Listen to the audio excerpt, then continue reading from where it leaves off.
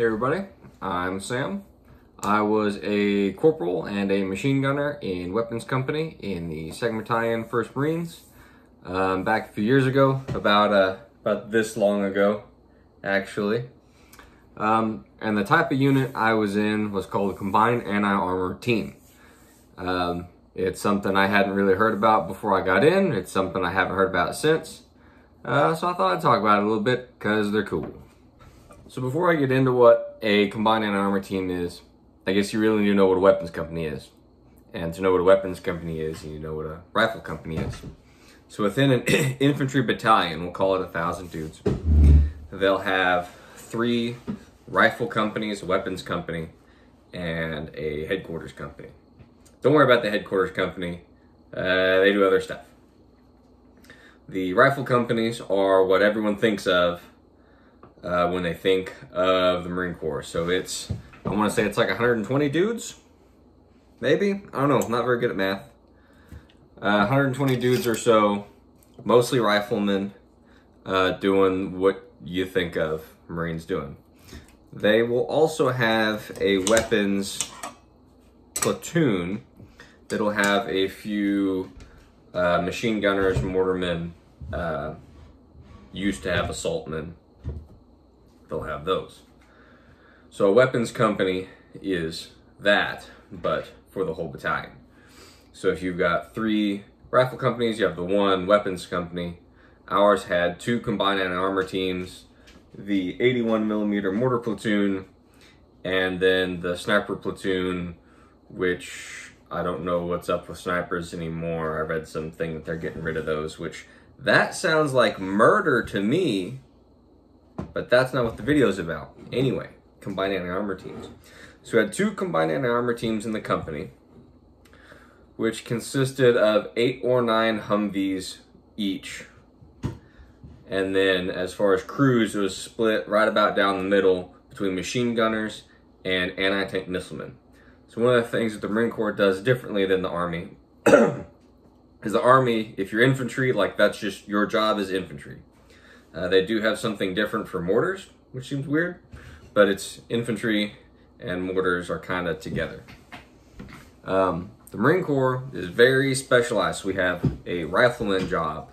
Like this is your job. You go to school for this job. Riflemen, machine guns, mortars, formerly assaultmen, anti-tank missilemen, LAV crewmen, I think those were riflemen that then went to the LAV school.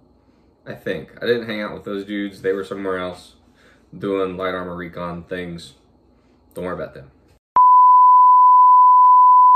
Combined anti-armor team. Half anti-tank missilemen, half machine gunners. So we spent a full month in infantry school focusing on just machine guns, the machine gunners did. And the anti-tank missilemen did a full month on just that. While the riflemen were out in the field doing whatever it is that they were doing over there, we were back at the barracks.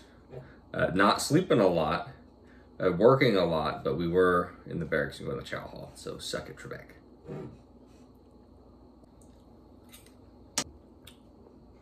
It's a good piece of fat right there. And if anybody was wondering, dinner tonight is freaking ribeye. So first time around we had 9 Humvees, second time we had 8. 8's easy, so from now on I'll just talk about our 8 Humvees. Split up into 2 sections, so 4 Humvees per section. Now if you think about it in terms of a fire team, and a fire team is 4 dudes, your team leader, your automatic rifleman, your rifleman, and your like ammo bearer dude, 4 dudes.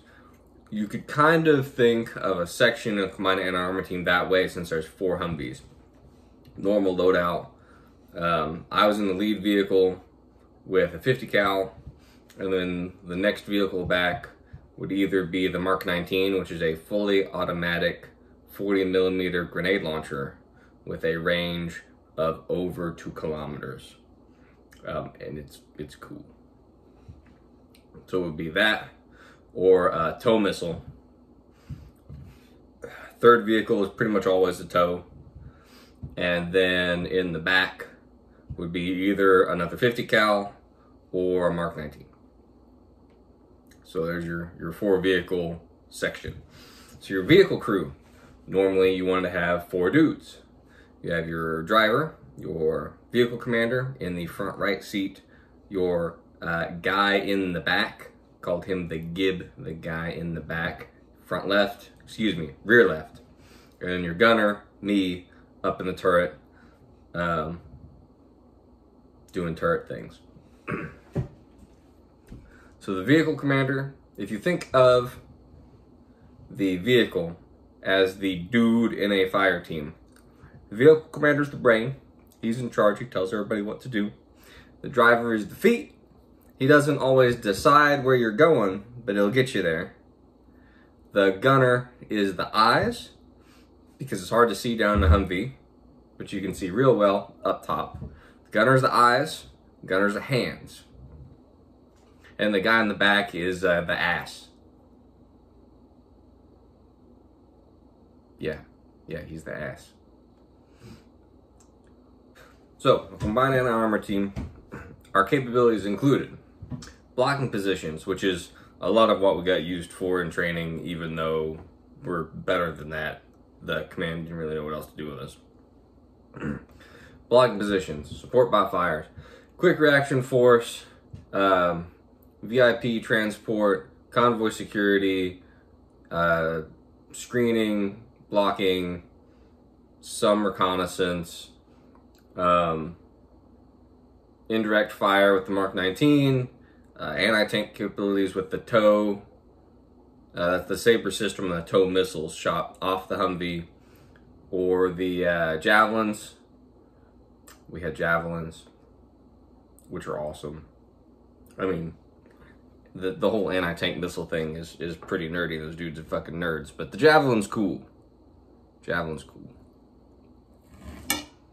So as far as capabilities within an infantry battalion, your combined anti-armor teams were the best anti-tank option by far,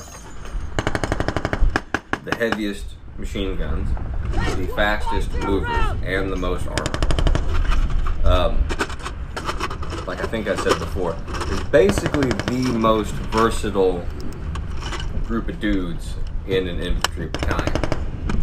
And mostly what they use is for holding their sections off. Go ahead and go.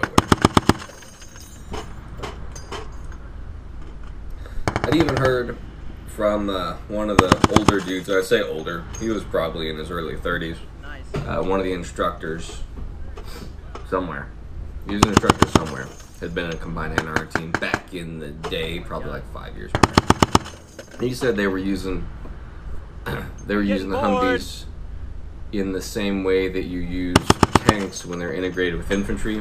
So you have your tank and you have a group of infantry around it. So they can use the tank as cover and concealment a little bit. And it's easier for them to direct the fire being around the tank. They'd be like, hey, that building, make it not there anymore, or whatever.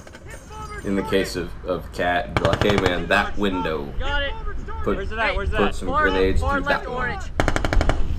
Where's that? I don't see it. Okay, you see those Which is neat yellow buttons together? concept. To the left of that. Left edge of that echelon. Left edge of the echelon. So it's a pretty good gig, especially being a gunner. The AC and Humvees often does not work. So being up top when you're moving, you get a little bit of a breeze. You're the dude that can actually see. It's hard to see out of a Humvee. Down in the cab, there's no rear view mirror because there's no rear view window. And the other window is like real small, kind of. So you can see more. It's arguably more comfortable depending on the weather. You do got to stand. It's not that bad. It's a nice gig. So that's kind of general overview of what I did in the Marines, being a gunner on a combined anti-armor team. Shout out to my buddy Dalton. He probably will be talking shit down in the comments somewhere, telling me how I was wrong about stuff like, let's see, what was that thing he told me I was wrong about? Oh, the Z-Mist and the 9-line. Yeah, the order of those. I fucked that up. Whatever video it is I said that in, whatever order I said, it's the other way around. So he'll probably be in the comments talking shit or something, especially since I called him out. So y'all maybe go down there and say hi to him. He'd probably appreciate that. He's okay. He's alright. He's hanging in there. He could probably use some help. Nah, he's a good dude. But yeah, that's what me and Dalton did. And maybe if I can talk him into it, he'll turn on his fucking phone and talk about the nerdy shit he did as an anti-tank missileman. That'd be neat. If you want to see that, put that down in the comments so he'll maybe get off his ass and do something fucking useful. Anyway, thanks for watching. Hope you enjoyed it.